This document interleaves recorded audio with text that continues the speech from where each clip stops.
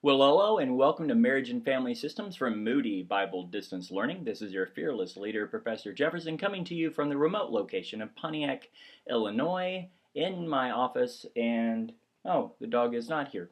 So, I want to welcome you to week 6. Week 6, we are going to be focusing on, hold on a second, where is it? Let me get it off my shelf. On The Marriage Builder by Larry Crabb.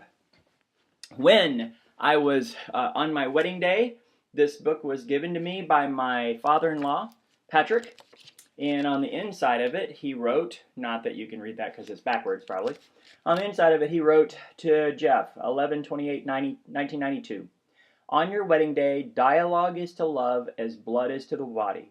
That you understand this is my prayer for you. In love, Patrick.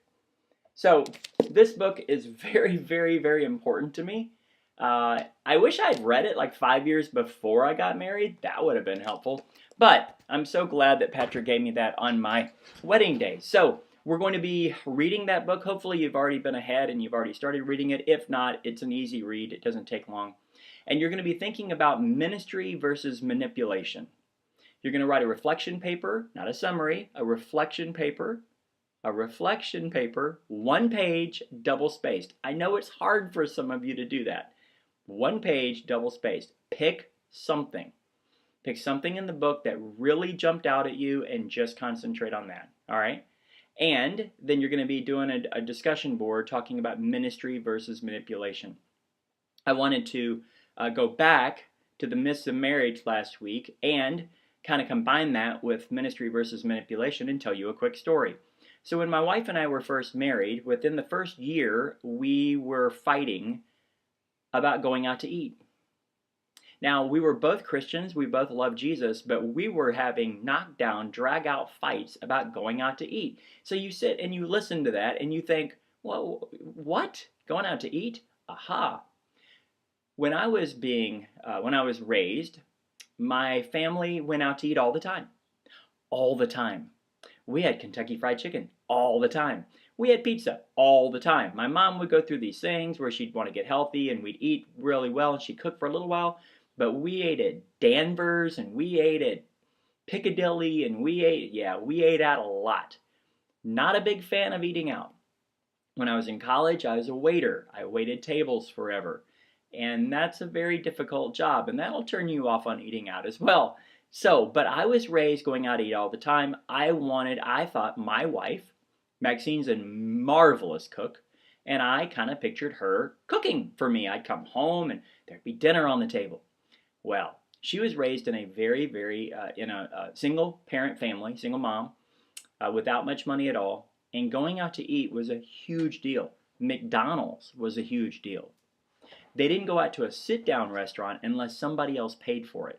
And that didn't happen very often. So going out to a sit-down restaurant is important to her. Like very important to her. She likes waiting. She likes getting the little thing that beeps in your hand. She likes people bringing her more tea. She likes going out to eat. It means something to her.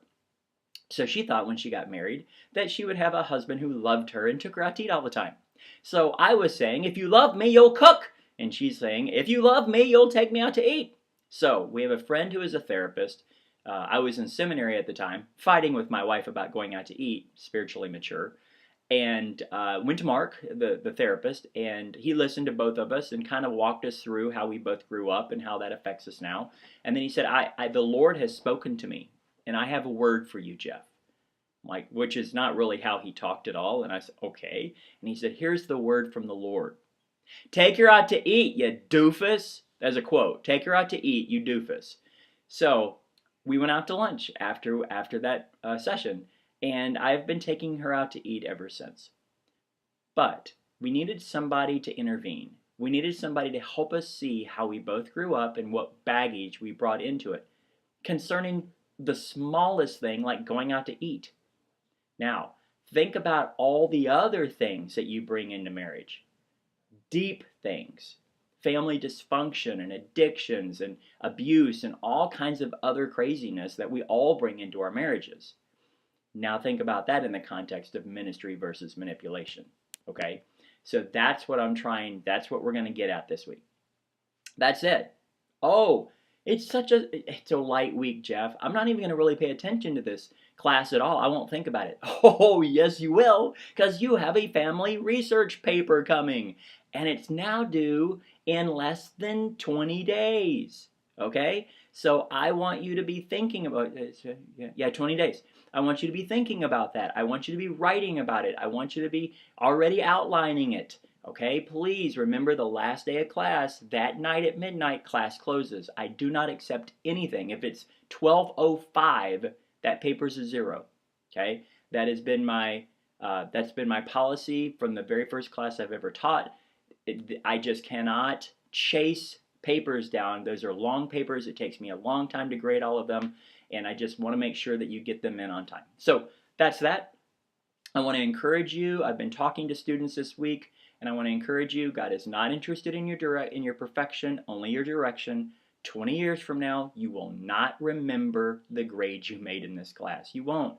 But my prayer is you would be a better husband, a better father, a better pastor, a better teacher, a better missionary, or whatever God may call you to. You'll be better at it because you had this class. All right, that's it. If you have any questions, comments, or criticisms, or prayer requests, or anything else, please let me know. Onward and upwards.